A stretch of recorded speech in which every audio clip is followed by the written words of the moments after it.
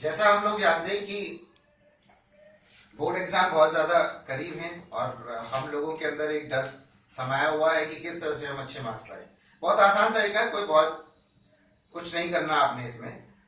जिस तरह से मैंने कई जगहों में बताया है कि सपोर्टिंग मटेरियल जो खासकर एनसीईआरटी का होता है वो बहुत ज्यादा इंपॉर्टेंट है। जो दुकानों पे मिल रही कुछ ऐसी पुस्तकें हैं जो खासकर अपने प्रचार प्रसार करती रहती हैं, लेकिन उनका बिल्कुल भी आप प्रयोग ना करें। और जो एनसीईआरटी है, जो मटेरियल आपको स्कूल से मिलता है उसको आप लें। अगर आप प्राइवेट स्कूल के स्टूडेंट हैं, उस स्थिति के अंदर आप अपने प्राइवेट स्कूल से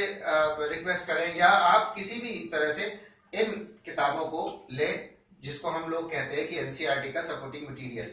और वही आपके लिए बहुत ज्यादा बेनिफिशियल है। सेकेंडली, आप कैसे पढ़ें ये बहुत बड़ा प्रश्न है। टाइम टेबल अगर हम बात करें तो टाइम टेबल कभी भी हम लोग बनाते हैं तो वो कभी भी हम लोग उसको फॉलो नहीं कर सकते, क्योंकि हमें हमारे जीवन के अंदर बहुत ज्यादा परिस्थितियां इस तरह से होती हैं कि हर स्थिति के अंदर हमें कुछ और अलग करना पड़ता है।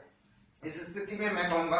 कि टाइम टेबल का प्रयोग ना करें और सिर्फ अपने अंदर एक डिटर्मिनेशन रखें, एक दृढ़ निश्चयता रखें कि आपको कुछ करना है और आप पूरी किताब ना देखें बल्कि पहले एक चैप्टर पे फोकस करें और आप अपने अंदर ये बनाएं कि सबसे पहले मैं इस चैप्टर को पहला क्वेश्चन, चैप्टर का जो पहला क्वेश्चन है उसको मैं पहले करूं। अगर आप इस तरह सोचेंगे तो पहला क्वेश्चन आपको इजी होगा, क्योंकि पहला क्वेश्चन मीन पहला ही क्वेश्चन है और वो बहुत बड़ा नहीं है, बहुत छोटा है, और उस स्थिति के अंदर अगर आप उसको फोकस करते हैं तो उसके बाद दूसरे क्वेश्चन में जाएं।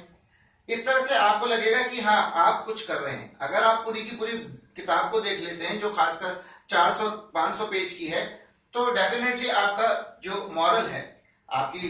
जो मोरालिटीज है, जो आप फील करते हो, जो आप जेन्युइनिटी दिखाते हो अपनी स्टडी के लिए, वो बिल्कुल डाउन हो जाएगी। इस स्थिति में सबसे पहले वो चीज को करें जो बहुत आसान है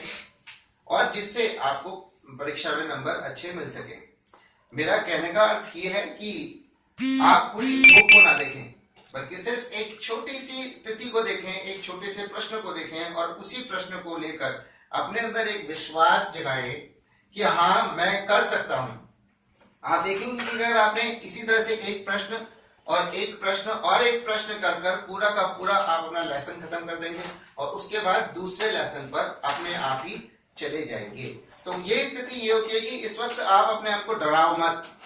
बहुत सारे विद्यार्थी, बहुत सारे टीचर स्टूडेंट को डराते हैं और स्टूडेंट खुद डरकर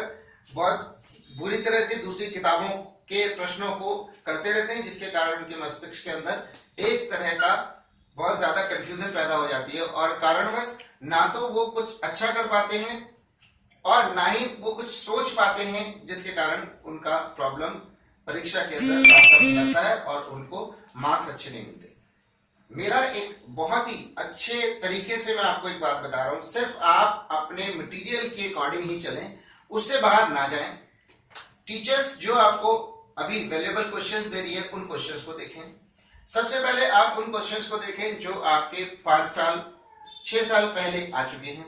अगर पाठ्यक्रम परिवर्तित अभी हुआ, ऐसे हुआ नहीं है, अगर होता भी है तो आप सिर्फ उन क्वेश्चंस को देखें जो खासकर वैल्यू बेस्ड हो। एक सेकेंडली, जो उस चैप्टर के पूरी की पूरी इंटरनल जो वैल्यूज को बाहर निकाले, ऐसे क्वेश्चन पे अपना ध्यान दें। फालतू क्वेश्चंस को लेने की जरूरत नहीं है और उन्हीं क्वेश्चन को सबसे पहले करें जिसके कारण आप अच्छा कर सकते हैं। दूसरी अवस्था में आपको बताना चाहता हूं कि आप पहले एक सब्जेक्ट को पढ़ें। एक सब्जेक्ट को जब आप पढ़ रहे हैं तो उस स्थिति के अंदर आप उस सब्जेक्ट को कुछ टाइम दें और ऐसा नहीं कि आप एक ही सब्जेक्ट कम से कम 4 या 5 घंटे पढ़ें। आप, क्योंकि एक व्यक्ति की प्रवृत्ति होती है कि व्यक्ति विशेष क्या करता है कि अपने एक ही स्थिति के अंदर बहुत देर तक नहीं बैठ सकता, इसलिए सबसे पहले आप ऐसा विषय को चुने जो जिसमें आपका बहुत ज्यादा इंटरेस्ट है और उसके बाद धीरे धीरे कर उस विषय को कुछ पार्ट पढ़ने के बाद उसको छोड़ दें और फिर दूसरे विषय पे अपना ध्यान केंद्रित करें, जिसके कारण आपको परिवर्तन मिलेगा, चेंज मिलेगा और चेंज ही जीवन के अंदर अत्यधिक इंपॉर्टेंट है। और चेंज का अर्थ है कि अलग अलग तरीके से आपको इंकरेजमेंट मिलेगी, आपको एंथुसियास्टिक वे मिलेगा, जिसके कारण आप बहुत अच्छा कर सकते हो। और मेरा तो लास्ट में यही कहना है कि आप सिर्फ अपने स्टडी मटेरियल जो आपके स्कूल से आपको मिला है उसके प्रश्नों को धीरे धीरे कर एक एक 1 बाय 1 करें और अपने टीचर्स का भी उसमें आप हेल्प ले सकते हैं, और वही एक बहुत ज्यादा इंपॉर्टेंट